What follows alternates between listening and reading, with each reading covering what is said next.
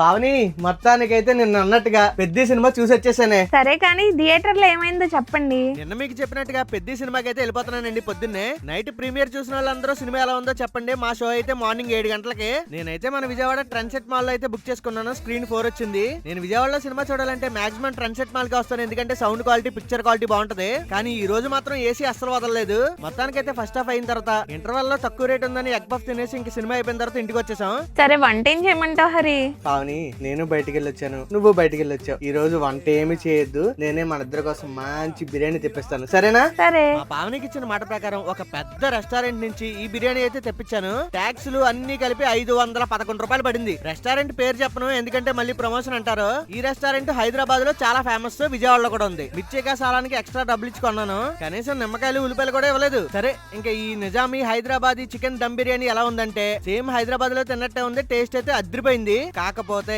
Extra డబ్బులు పెట్టుకున్న ఈ మిర్చికా సాలన్ మాత్రం దెబ్బ మీద దెబ్బడిపోయిందండి. పంజాగుట్ట మెరిడియన్ లో బాగుంటది మిర్చికా సాలన్. ఇంకా పెద్ద సినిమా విషయానికి వస్తే నాకైతే మాత్రం నచ్చిందండి. మరి మీరు వీడియోని లైక్ చేసి సబ్స్క్రైబ్ చేయడం మర్చిపోకండి.